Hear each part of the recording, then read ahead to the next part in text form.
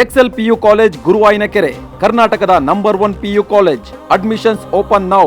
ಈಗ ನೀವು ಗಮನಿಸಬಹುದು, ನೀವು ರಸ್ತೆಯಲ್ಲಿ ನಿಂತ್ಕೊಂಡಿರ್ತೀರಿ, ಯಾರೋ ಬರ್ತಾರೆ, ಸರ್ ಇದೊಂದು ನಂಬರ್ ಇದೆ ಕಾಲ್ ಮಾಡಬೇಕು ಅಂತ ಹೇಳ್ತಾರೆ, ಅಥವಾ ನಿಮ್ಮ ಹತ್ರ ಏನೋ ಒಂದು ಡಾಕ್ಯುಮೆಂಟ್ಸ್ ಕೇಳ್ತಾರೆ.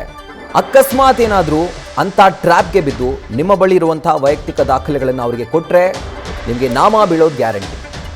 ಬೇರೆಯವರ ವೈಯಕ್ತಿಕ ದಾಖಲೆಯನ್ನು ಈ ರೀತಿಯಾಗಿ ಸೈಬರ್ ಕ್ರಿಮಿಗಳು ಮಿಸ್ಯೂಸ್ ಮಾಡ್ಕೊಳ್ತಿದ್ದಾರೆ. CID ಸೈಬರ್ ಕ್ರೈಮ್ ವಿಭಾಗದಿಂದ ಒಂದು ಮೆಗಾ ಕಾರ್ಯಾಚರಣೆ ನಡೆದಿದೆ.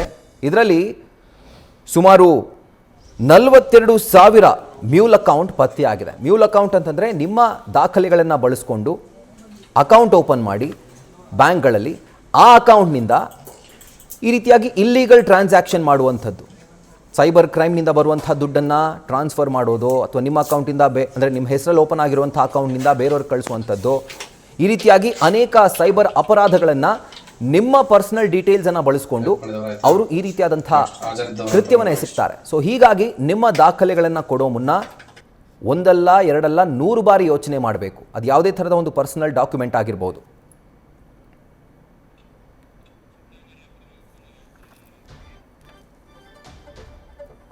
ಸೊ ರಾಜ್ಯಾದ್ಯಂತ 100ಕ್ಕೂ ಹೆಚ್ಚು ಕಡೆ ದಾಳಿ ಮಾಡಿ 13 ಜನರನ್ನ ಸೈಬರ್ ಕ್ರೈಮ್ ಪೊಲೀಸರು ಅರೆಸ್ಟ್ ಮಾಡಿದ್ದಾರೆ.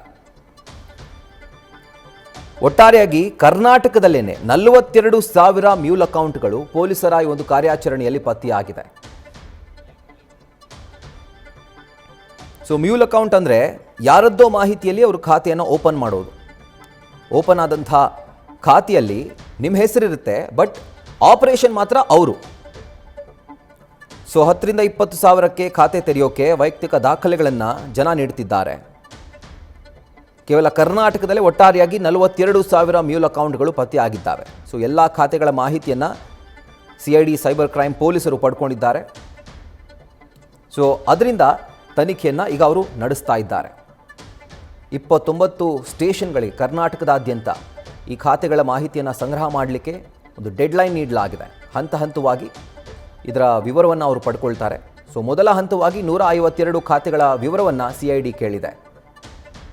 ಇದರ ಕುರಿತಾಗಿ ಮತ್ತಷ್ಟು ಡೀಟೇಲ್ಸನ್ನು ಕೊಡ್ತಾರೆ ನಮ್ಮ ಕರೆಸ್ಪಾಂಡೆಂಟ್ ಚಂದ್ರಶೇಖರ್, ಏನಿದು ಹೊಸ ಸ್ಕ್ಯಾಮ್ ಅಂತ? ಖಂಡಿತವಾಗಿಯೂ ರಾಹುಲ್, ಏನು ಇಷ್ಟು ದಿನ ಸೈಬರ್ ಕ್ರೈಮ್ ಫ್ರಾಡ್ ಆದ್ರೆ ಯಾರು ಈ ಒಂದು ಅಕೌಂಟ್ ಹೋಲ್ಡರ್ ಇರ್ತಾರೆ ಅವರ ಬಳಿಗೆ ಪೊಲೀಸರು ರೀಚ್ ಆಗ್ತಾ ಇದ್ರು. ಅವರ ಬಳಿಗೆ ರೀಚ್ ಆಗಿ ಅವರ ಮಾಹಿತಿಯನ್ನ ಪಡ್ಕೊಂಡಾಗ ಅಂತ ಸಂದರ್ಭದಲ್ಲಿ ಖಂಡಿತವಾಗಿಯೂ ಎಲ್ಲ ಒಂದ್ ಕಡೆ ಆ ಒಂದು ಏನು ವಿಚಾರನೇ ಗೊತ್ತಿಲ್ಲದೆ ಇರುವಂತ ಅಮಾಯಕರು ಸಿಕ್ಕಿ ಬೀಳ್ತಾ ಇದ್ರು. ಅವರ ಬಳಿ ಮಾಹಿತಿಯನ್ನ ಕೇಳಿದಾಗ ನಮಗೂ ಇದಕ್ಕೂ ಸಂಬಂಧನೇ ಇಲ್ಲ ಅನ್ನುವಂತಹ ನಿಟ್ಟಿನಲ್ಲಿ ಆ ಒಂದು ಮಾತುಗಳನ್ನ ಹೇಳ್ತಾ ಇದ್ರು. ಆದ್ರೆ ಎಲ್ಲೋ ಒಂದ್ ಕಡೆ ಈ ಒಂದು ವಿಚಾರಕ್ಕೆ ಸಂಬಂಧಪಟ್ಟಂತೆ CID ಪೊಲೀಸರು ನೆಕ್ಸ್ಟ್ ಲೆವೆಲ್ಗೆ ರೀಚ್ ಆಗ್ಬೇಕು ಅನ್ನುವಂತ ಹಿನ್ನೆಲೆಯಲ್ಲಿ ಸಾಕಷ್ಟು ಪ್ರಯತ್ನವನ್ನ ಪಡ್ತಾನೆ ಬಂದಿದ್ರು, ಸಾಕಷ್ಟು ಇನ್ವೆಸ್ಟಿಗೇಷನ್ ಅನ್ನ ಮಾಡ್ತಾ ಇದ್ರು.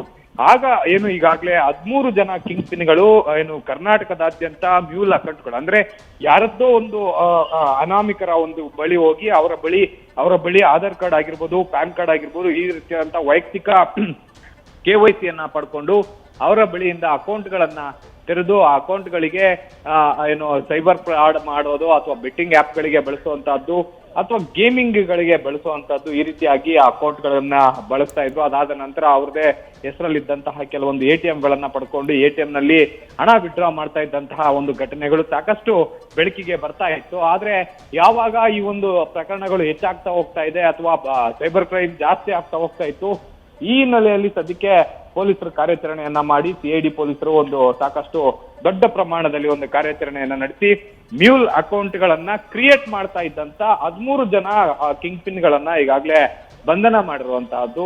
ಈ 13 ಜನ ಏನೋ ಜನರ ಬಳಿ ಹೋಗಿ 10,000 20,000ದ ಆಮಿಷಗಳನ್ನ ಒಡ್ಡಿ ಅವರ KYC ಗಳನ್ನ ಕಲೆಕ್ಟ್ ಮಾಡಿಕೊಂಡು ಒಂದು ಅಕೌಂಟ್ಗಳನ್ನ ಮಾಡಿ ಅದನ್ನ ಸೈಬರ್ ಕ್ರೈಮ್ ಅಥವಾ ಬೇರೆ ಬೇರೆ ಏನು ಕ್ರೈಮ್ಗಳಿಗೆ ಬಳಸಲಿಕ್ಕೆ ಅವಕಾಶ ಮಾಡಿಕೊಡ್ತಾ ಇದ್ರು, ಅಥವಾ ಈ ಅಕೌಂಟ್ಗಳನ್ನ ನೀವು ಯೂಸ್ ಮಾಡ್ಕೊಳ್ಳಿ ಅನ್ನುವಂತ ನಿಟ್ಟಿನಲ್ಲಿ ಸಪ್ಲೈ ಮಾಡ್ತಾ ಇದ್ರು ಈ 13 ಜನ ಅಂತ ಹೇಳಲಾಗ್ತಾ ಇದೆ.